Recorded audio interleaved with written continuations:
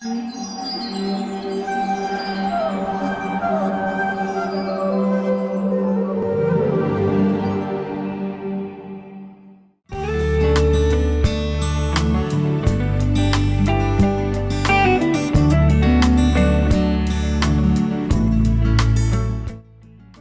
कृष्णा। आज हम श्रीमद् भागवत गीता से ये देखेंगे कि भगवान श्री कृष्ण ने हमें क्या उपदेश दिया है। सुख और दुख जो हमारे जीवन में, सबके जीवन में आती है, उसके साथ हमें किस प्रकार रहना चाहिए या क्या करना चाहिए। भगवत गीता अध्याय 2 श्लोक नंबर 14 में भगवान श्री कृष्ण कहते हैं, मात्रा स्पर्शास्तु कौन्तेय शीतोष्ण सुख दुःखदः आगमापायिनो नित्यास् तां तितिक्षस्व भारत। इसका अर्थ है, अर्जुन से कृष्ण कहते हैं कि हे कुंती पुत्र, सुख तथा दुख का क्षणिक उदय तथा काल क्रम में उनका अंतर्धान होना सर्दी तथा गर्मी की ऋतुओं के आने जाने के समान है। हे भरतवंशी, वे इंद्रिय बोध से उत्पन्न होते हैं और मनुष्य को चाहिए कि अविचल भाव से उनको सहन करना सीखे। तो भगवान श्री कृष्ण हमें ये उपदेश देते हैं कि हमारे जीवन में जो भी सुख या दुख का जो पल आएगा ही, क्योंकि अब हम इस भौतिक जगत में आए हैं और भौतिक जगत में जिस प्रकार ठंडी का मौसम है, गर्मी का मौसम है, जिस प्रकार कभी दिन होता है तो कभी रात होता है, तो उसी प्रकार कभी हमारे जीवन में सुख आएगा और कभी दुख आएगा। तो जिस प्रकार कितनी भी गर्मी हो, एक माता किचन में गर्मी में भी वो अपने बच्चों के लिए, अपने पति के लिए, सास ससुर के लिए खाना पकाती है। कितनी भी गर्मी हो या कितनी भी सर्दी हो, जो ब्रह्म मुहूर्त में उठकर ही नाम जप करते हैं, ऐसे जो साधक होते हैं, या सुबह सुबह जैसे माघ महीने की सुबह सुबह उठकर स्नान करके भगवान की आराधना करना बहुत अच्छा माना जाता है। तो वो लोग जो नित्य नैमित्तिक करते हैं, वो ठंड के मौसम आए चाहे गर्मी की मौसम आए, तब भी वो सुबह उठ के अपना जो साधना है वो करेंगे। इस प्रकार एक माता गर्मी में भी खाना पकाती है। तो अब सुख और दुख के साथ हमें क्या करना है? अविचलित होकर हमें सहना सीखना चाहिए। अगर हम ऐसा करते हैं तो हम वास्तविक शांति को प्राप्त कर सकते हैं। जैसे ये जो भौतिक संसार है और इसमें जो हमें मनुष्य का शरीर मिला है, ये एक बहुत बड़ा सौभाग्य है, क्योंकि चिड़िया, कुत्ता, बिल्ली या किसी और शरीर में आपको नहीं मिलेगा कि आप भक्ति कर सकें, लेकिन मनुष्य शरीर में भक्ति कर सकते हैं। इसको हम एक उदाहरण के साथ समझ सकते हैं। जैसे समुद्र में जहाज है, उसको हम मनुष्य शरीर मान लेते हैं, और कैप्टेन है वो प्रामाणिक गुरु है। और जो अनुकूल हवा है, जैसे पहले की जो जहाज है वो हवा पर बहुत डिपेंड रहता था, तो उस हवा को अनुकूल होना जरूरी है। ऐसा नहीं कि तूफान आ गया और कहीं भी नाव आपका शिप चला गया, ऐसा नहीं होना चाहिए। तो ये अनुकूल हवा है भगवत गीता में जो भगवान श्री कृष्ण ने हमें शिक्षा दी है। ये संपूर्ण वेद, उपनिषद, पुराण का सारांश है। तो ये अनुकूल हवा है और हमारे पास ये जहाज है मनुष्य योनि। अगर हमारे पास मनुष्य योनि ना हो तो हम भगवत धाम तक नहीं जा सकते हैं, वास्तविक शांति नहीं प्राप्त कर सकते हैं। और साथ ही हमें ट्रेन करने के लिए एक प्रामाणिक वैष्णव गुरु की आवश्यकता होती है। तो तभी जाकर हम जो परमानेंट हैप्पीनेस, जैसे 3 प्रकार की हैप्पीनेस होता है। एक टेम्पोररी, जैसे आपको खीर खाना पसंद है तो आपने पकाया और खा लिया, टेम्पोररी हैप्पीनेस आपका फुलफिल हो गया। एक लॉन्ग टर्म हैप्पीनेस, जैसे किसी को मन था या किसी को सपना था कि वो डॉक्टर बने या पेंटर बने तो बन गए, और पूरा जीवन वो उसी की बेसिस पर सम्मान पाते हैं समाज से या अर्थ उपार्जन करते हैं, तो ये हो गया लॉन्ग टर्म। लेकिन परमानेंट हैप्पीनेस जो होता है वो आत्मा इस जीवन में हो या अगले जीवन में हो, वो हमेशा आनंद में रहता है जब वो कृष्ण के शरणागत होता है। तो इस श्लोक में से हम सीख सकते हैं कि हमारे जीवन में चाहे सुख आए चाहे दुख आए, वो दिन रात की तरह आता रहेगा, लेकिन हमें अविचलित रहकर अपना कर्तव्य पालन करना है।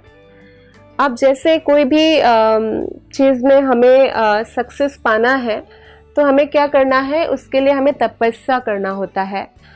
किसी को डॉक्टर बनना है तो वो एंट्रेंस के लिए तैयारी करेगा पहले, तो उसके बाद जब उसका एडमिशन हो जाएगा उसके बाद भी काफ़ी लंबी पढ़ाई होगी, और जब वो मास्टर डिग्री भी कर लेगा उसको सर्जरी सीखने के लिए भी एक एक्सपीरियंस सर्जन के अंडर प्रैक्टिस करना पड़ेगा, सर्जन के अंदर। तो उससे उस तक बहुत सारी तपस्या है। जैसे उसने मेडिकल के लिए तैयारी की, उस समय भी जिस उम्र में उनके स्कूल से कॉलेज जाने का जो उम्र है 12th के बाद, तो उस उम्र में बहुत सारे बच्चे एंजॉय करते हैं, मूवी देखने जाते हैं, तो उन्होंने सेक्रीफाइस किया, उन्होंने ऐसा नहीं किया, उन्होंने पढ़ाई में ध्यान लगाया। जैसे किसी को IAS ऑफिसर बनना है तो वो 10-10, 15-15 घंटा पढ़ाई में ध्यान लगाया, ना कि वो मस्ती करके घूम रहे हैं, है ना। तो इस प्रकार से हमें मनुष्य शरीर मिला है। मनुष्य शरीर केवल भक्ति करने के लिए ही मिला है, नहीं तो आहार, खाना, निद्रा, सोना, भय, अपने आप को रक्षा करना, दूसरों से भय करना, और मैथुन यानी बच्चे पैदा करना, संभोग करना, ये तो समस्त प्राणियों में कॉमन है। एक भक्ति ही है जो अन्य प्राणियों से हमें अलग करती है, इसलिए हमें मनुष्य शरीर मिला है। तो हमें अपने कर्तव्य पालन करने में कभी भी विचलित नहीं होना चाहिए। कर्तव्य भी आपका 2 प्रकार का है, एक तो शरीर का कर्तव्य है, एक आत्मा का कर्तव्य है। क्योंकि हम आत्मा हैं इसलिए आत्मा का कर्तव्य जो है प्राथमिक कर्तव्य है, प्रधान कर्तव्य है।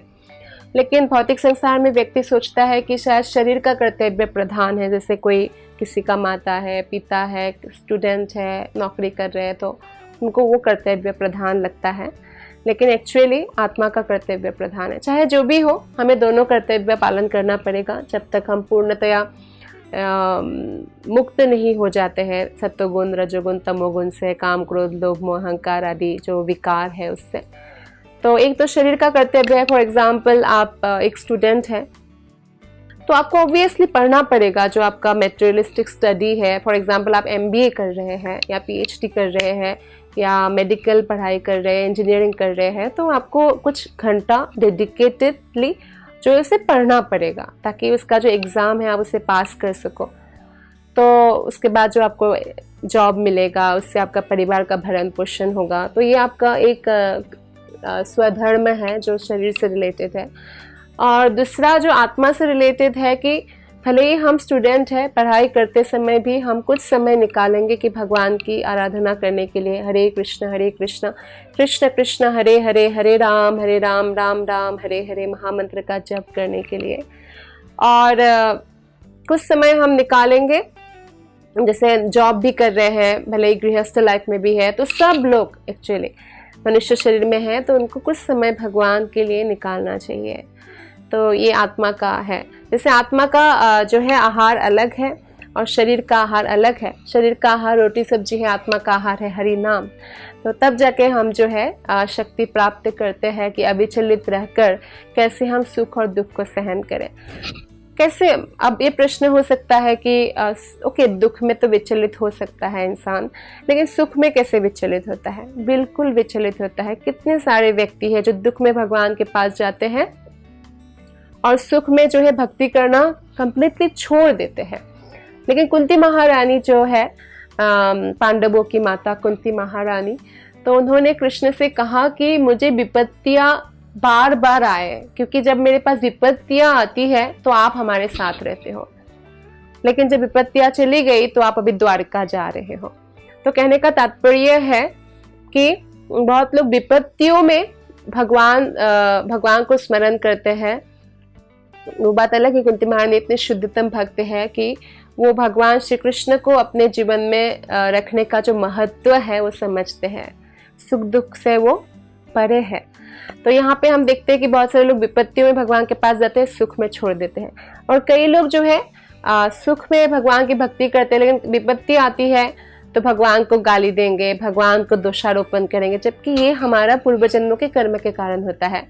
और भगवान को दोष देते हैं, आप अंधे हैं, आप नहीं दिखाई दे रहा है, मैंने आपका कितना भक्ति किया, तो लाइक दैट। तो फिर वो भक्ति को छोड़ देते हैं।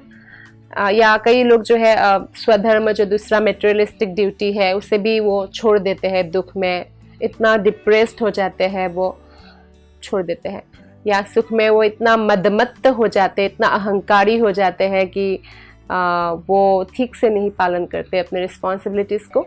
तो इसलिए हम ताकि ना सुख से इतना मदमत्त हो जाए, ना दुख से इतना डिप्रेस्ड हो जाए, हमें एक संभाव रखना है। जैसे दिन रात में हम समान भाव रखते हैं, या गर्मी आती है तो हम एसी पंखा चलाते हैं, सर्दी आती है तो हम गर्म कपड़े पहनते हैं, तो हम सहन करते हैं। इसी प्रकार जब दुख आए तो भी हमें भगवान श्री कृष्ण के चरणों में जाना चाहिए, भगवत गीता को खोल के पढ़ना चाहिए, उसमें सब सोल्यूशन है।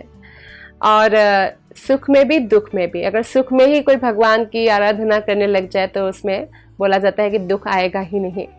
तो इसीलिए हम इस श्लोक से, जो भगवत गीता में भगवान श्री कृष्ण हमें कह रहे हैं कि सुख और दुख में हमें क्या करना चाहिए, भगवान कहते हैं कि क्योंकि इंद्रिय बोध है हमारे में, अभी हम भौतिक कंसेप्ट में है कि मैं ये शरीर हूँ, तो इसीलिए सुख और दुख का जो है वो हमें ज़्यादा फील होगा, लेकिन उसे हमें सहन करना है। और हरि नाम जप करके हमें जो ये सुख और दुख का जो फीलिंग है इंद्रिय बोध के कारण आया है कि मैं शरीर हूँ, तो ये इससे हमें ऊपर उठकर आत्मा साक्षात्कार के पहले सीढ़ी पर जाना है कि मैं आत्मा हूँ, हम आत्मा हैं, हम भगवान श्री कृष्ण के अंश हैं, और इसलिए हमें भगवान श्री कृष्ण की सेवा करना चाहिए। जिस प्रकार जैसे ये हाथ है, शरीर का अंग है, तो शरीर को सेवा करना चाहिए। अगर हाथ लड्डू मुंह में ना डाल के मैं ही खाऊंगा ऐसा करेगा तो वो नहीं खा पाएगा, वो एंजॉय नहीं कर सकता है। उसको मुंह में डालना होगा और मुंह को उदर में डालना होगा, उदर से ही पूरे शरीर में शक्ति मिलेगी,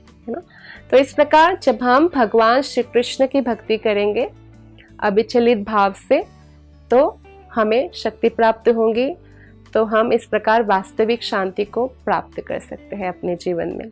ऐसे ही और भक्तिमय कार्यक्रमों के लिए देखिए हरे कृष्णा टेलीविजन। इसे प्राप्त करने के लिए आप अपने केबल अथवा DTH ऑपरेटर से संपर्क करें तथा और अधिक जानकारी के लिए आज ही डायल करें 8767 845 845।